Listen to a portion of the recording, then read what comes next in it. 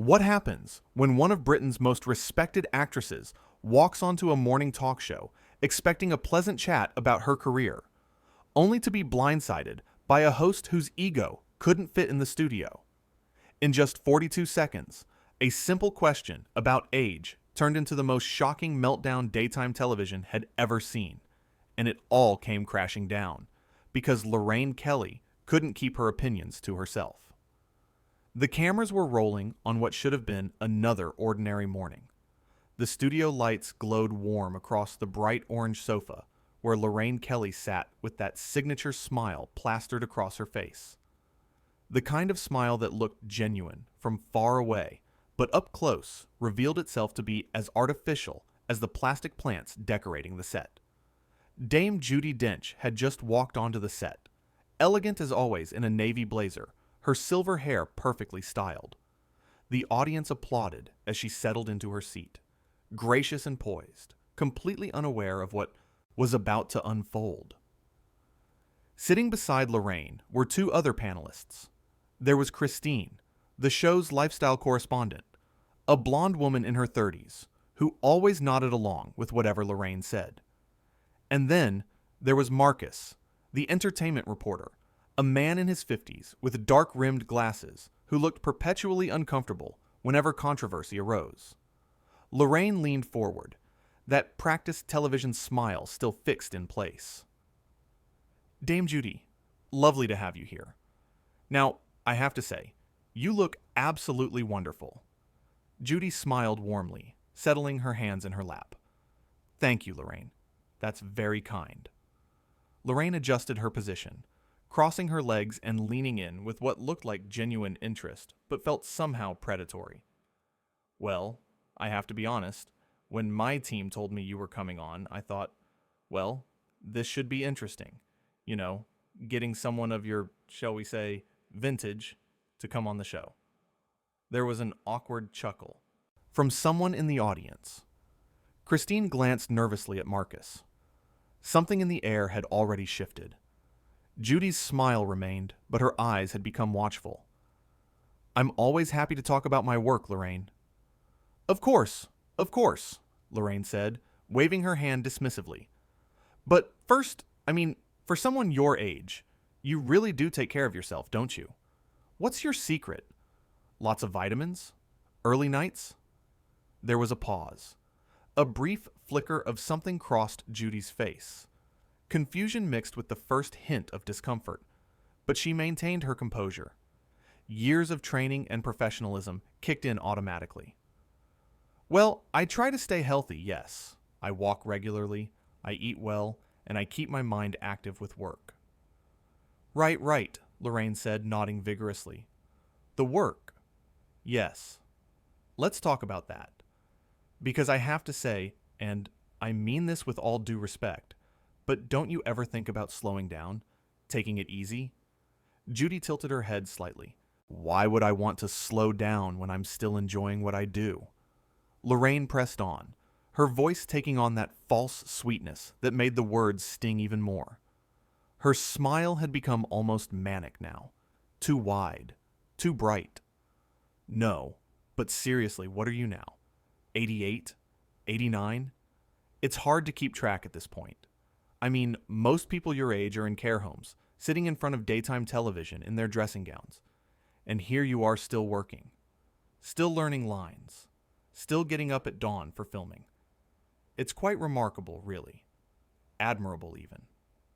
Or is it?" The last three words hung in the air like a threat. Christine shifted uncomfortably in her seat, her smile frozen on her face. Marcus cleared his throat loudly, a warning that Lorraine completely ignored. Judy's smile tightened, just a fraction. Her hands, which had been relaxed in her lap, clasped together slightly. "I'm 88, and I'm still working because I love what I do. Age doesn't define capability, Lorraine. I would have thought you'd understand that." "Oh, of course not," Lorraine said, waving her hand dismissively, as if swatting away an annoying fly. "But you have to admit, there comes a time when perhaps it's better to step aside and let the younger generation have their turn. Doesn't there? How many more roles can there possibly be for someone in your position? How many more years can you realistically expect to keep going? 5? 10? Surely not 20. The body breaks down. The memory starts to go. We've all seen it happen. The audience had gone quiet. The energy in the room shifted dramatically. It was as if everyone had collectively held their breath, waiting to see what would happen next. Judy sat up a little straighter. Her posture, already excellent, became almost regal. My position? You mean as an actress? I wasn't aware that talent had an expiration date stamped on it like a carton of milk, Lorraine. Lorraine laughed, but it sounded forced, harsh even. It echoed around the studio in a way that made people uncomfortable. I'm just saying, darling, that maybe it's time to enjoy retirement. You've had a wonderful career. Truly wonderful. An Oscar. A damehood. The respect of your peers. Why not end on a high note before things start to decline? Before people start to remember you for the wrong reasons. You know how cruel this industry can be. Better to leave while they still love you than to overstay your welcome and have them start whispering about how you've lost your touch. Christine's eyes went wide.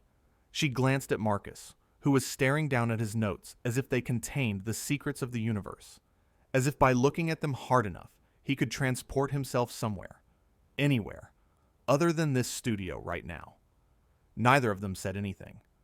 What could they say?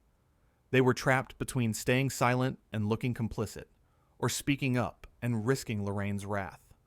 It was an impossible position. Judy's voice remained calm, but there was steel underneath it now, a cold, hard edge that anyone who knew her would recognize as the point where patience ran out. Decline? I've just finished filming 2 projects, and I'm about to start rehearsals for a play in the West End. I have a schedule that would exhaust people half my age. I learn new lines, I work with new directors, I collaborate with actors from every generation. I hardly think I'm declining, Lorraine. Yes, but be honest, Lorraine continued, leaning back with an air of superiority, like a queen on her throne passing judgment. Really honest now? Don't you think you're just holding on to the spotlight?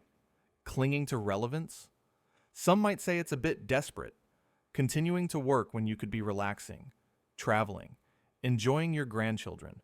I mean, you've won an Oscar, you've been made a dame, you've worked with the best directors in the world. What else is there to prove? Who are you trying to impress at this point? Or is it that you can't bear the thought of not being famous anymore? Not being recognized? Not having people fawn over you? The silence that followed was deafening. It was the kind of silence that makes your ears ring. Even the camera operators seemed to freeze, uncertain whether they should keep filming or look away. The audience sat rigid in their seats, shocked into stillness. Judy's composure finally cracked, just slightly. Her jaw tightened. Her eyes, which had been patient and kind up until this moment, grew cold. Desperate? You think continuing to pursue my passion, my life's work, the thing that brings me joy and fulfillment, is desperate?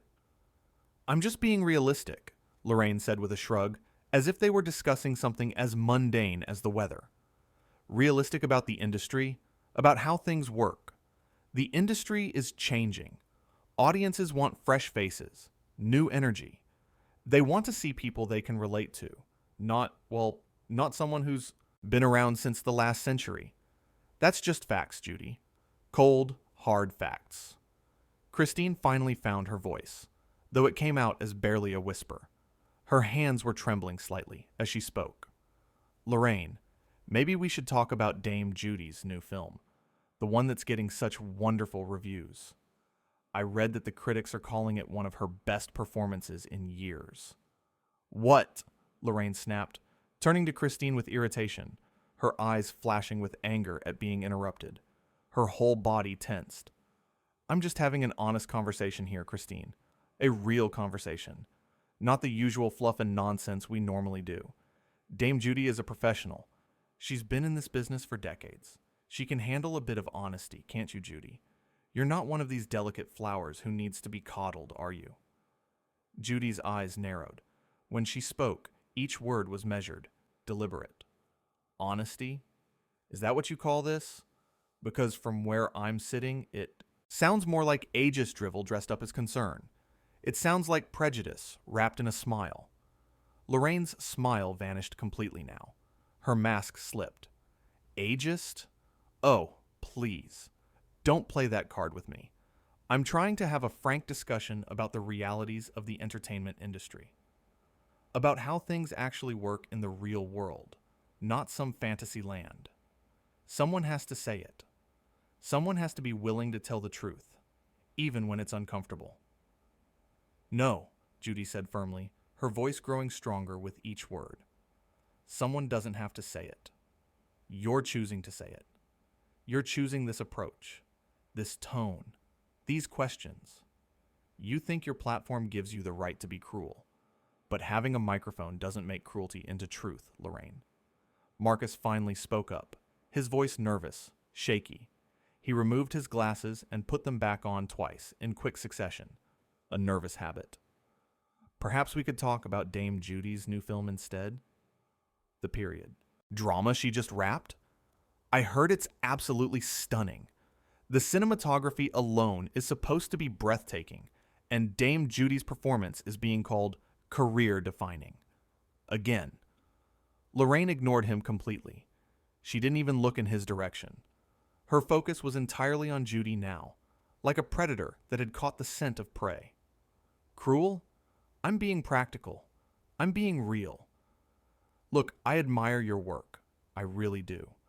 You've been incredible over the years. Truly incredible. But there's a reason why most people your age aren't still clinging to their careers like this.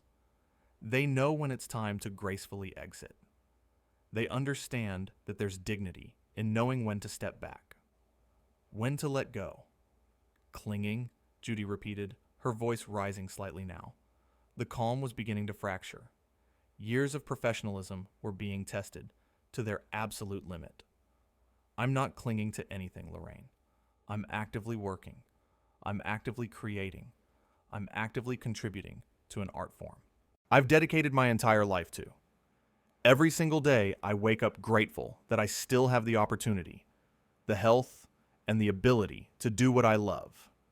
That's not clinging. That's living. And that's wonderful, Lorraine said in that condescending tone that made it clear she didn't think it was wonderful at all. The tone you'd use with a child who didn't understand why they couldn't have ice cream for breakfast. Really, it is. Good for you. But don't you think it's a bit selfish? Just a little bit? Taking roles that could go to younger actresses who are trying to make their mark?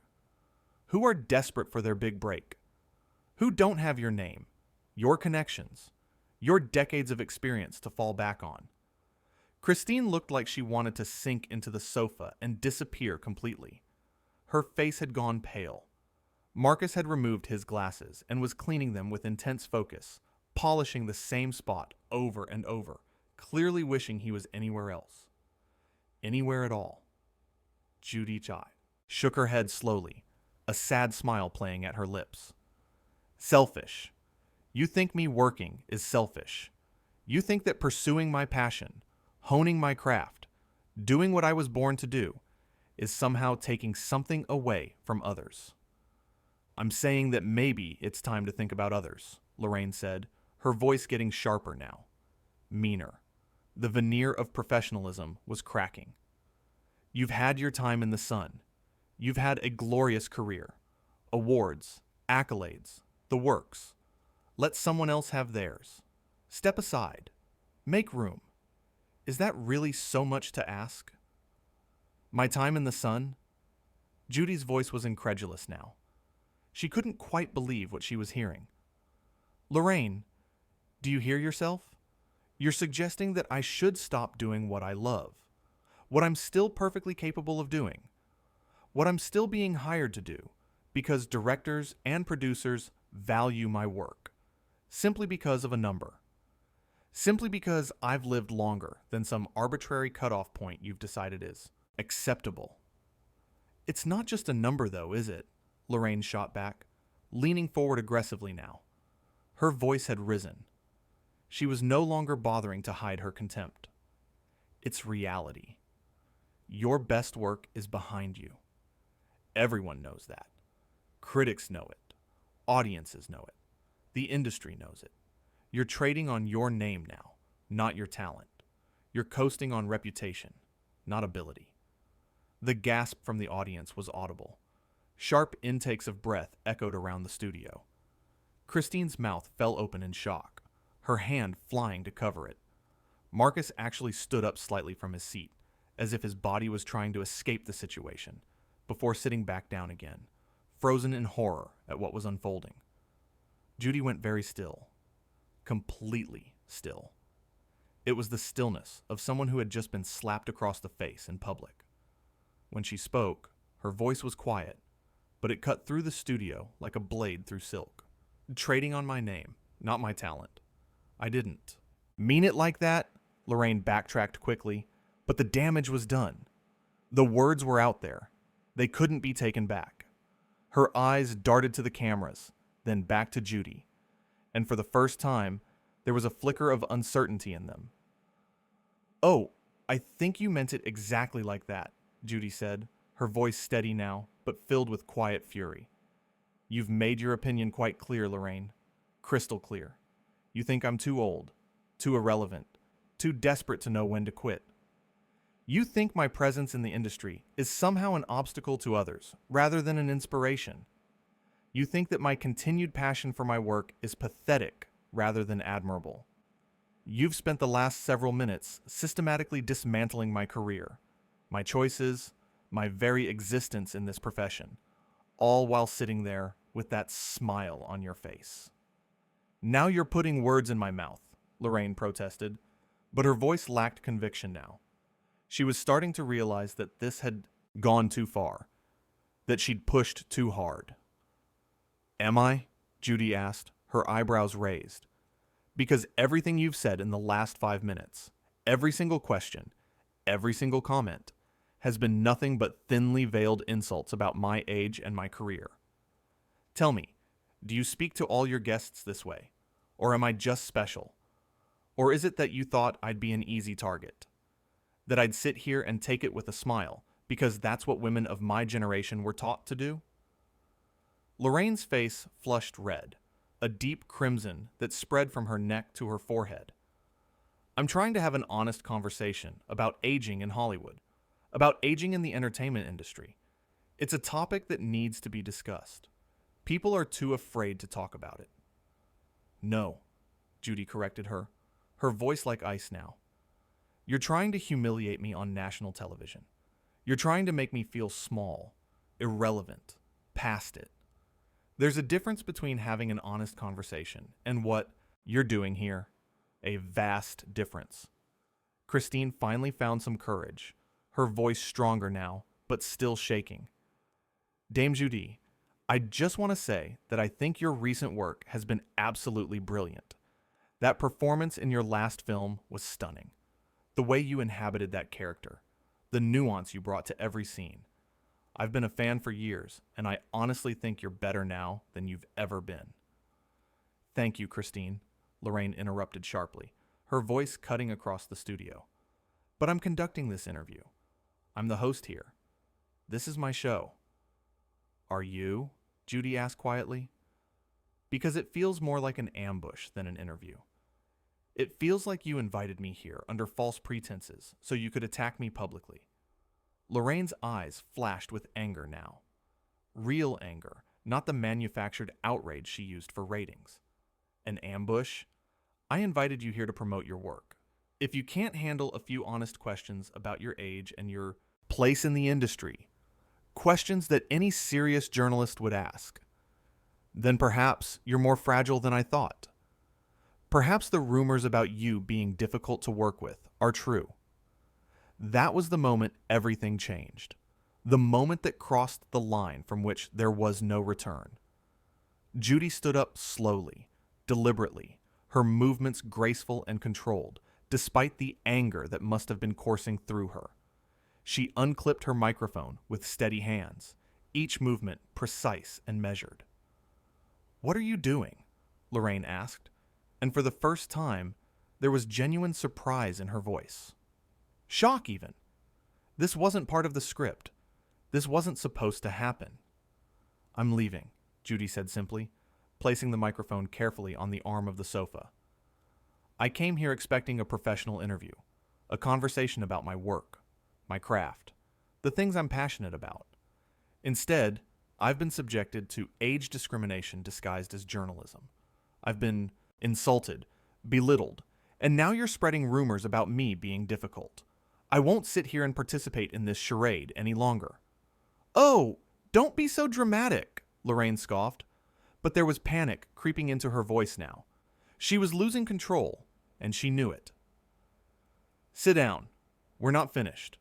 We still have 10 minutes left in the segment. You can't just walk off."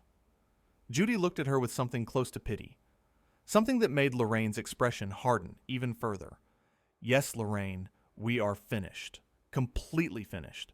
I have spent 6 decades in this industry, being respected for my work, my dedication, and my craft. 60 years of giving everything I have to this profession. I am not going to sit here and let you tear that down because you think shock value makes for good television. Because you think being cruel is the same thing as being honest." Lorraine stood up too now, her voice rising, becoming shrill. "You can't just walk off my show. Do you understand what you're doing? This is live television. Millions of people are watching." "I know exactly what I'm doing," Judy said calmly, her voice a stark contrast to Lorraine's rising panic. "And yes, millions of people are watching. They're watching you disrespect a guest. They're watching you use your platform to bully someone. They're watching this entire disgraceful display." "Watch me," Judy said calmly. "This is incredibly unprofessional," Lorraine sputtered, her hands gesturing wildly now. "You agreed to be here. You made a commitment. You can't just break that commitment because your feelings got hurt." Judy turned to face her fully. "I agreed to discuss my work. I did not agree to be your verbal punching bag. There's a difference between asking tough questions and being outright disrespectful, and you've crossed that line repeatedly." Marcus stood up, looking panicked. "Ladies, please, I'm sure we can—" "Stay out of this, Marcus," Lorraine snapped. Judy placed her microphone on the coffee table. "You know what the saddest part of this is, Lorraine? You had one of the most respected actresses in the world sitting on your sofa, willing to share stories from a career spanning decades, and you wasted it.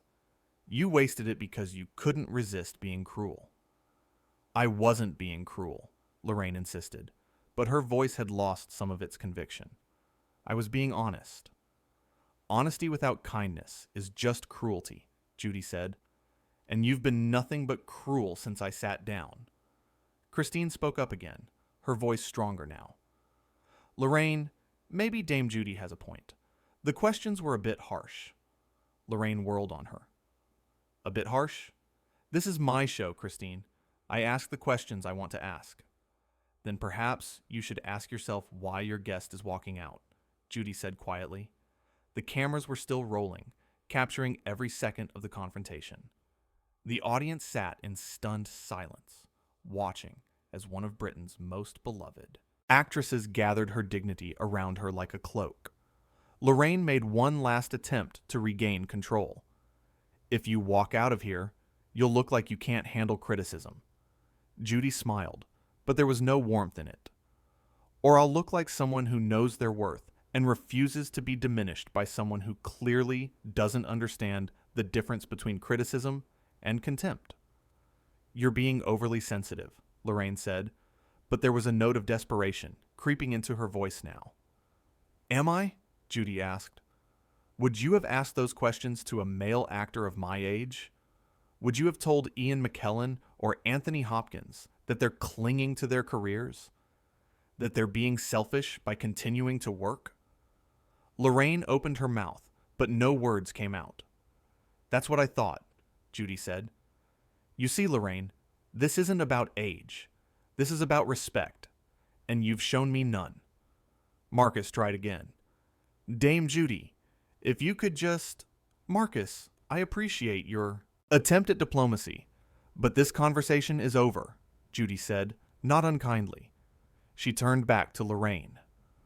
I hope one day you understand that tearing others down doesn't build you up. It just makes you smaller. Lorraine's face was now bright red. Whether from anger or embarrassment, it was hard to tell. Fine, leave then. See if I care. There it is, Judy said softly. The real Lorraine Kelly. Not the cheerful morning show host, but someone who can't handle being challenged.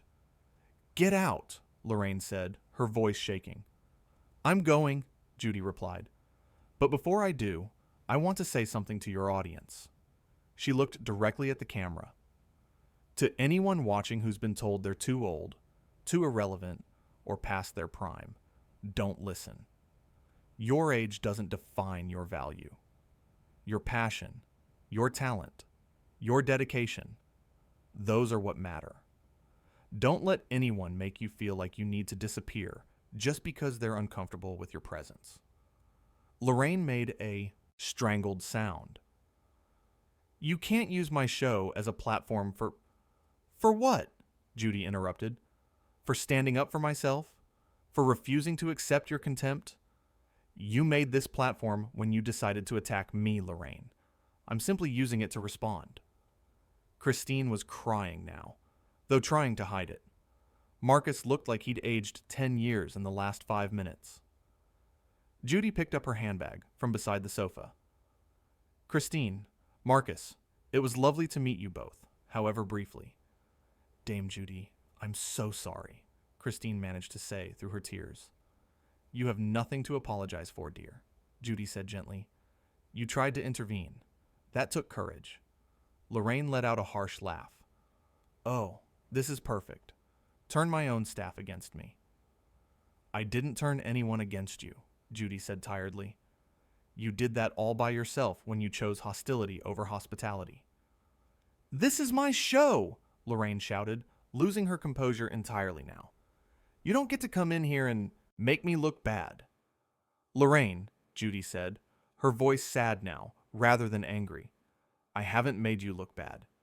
You've done that entirely on your own. I've simply refused to pretend that your behavior is acceptable. The silence stretched out.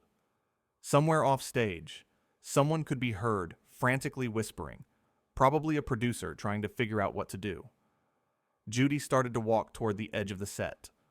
Lorraine called after her, desperation clear in her voice now. You'll regret this. Walking out on a live show. It'll be all over the news. Judy paused and turned back one last time.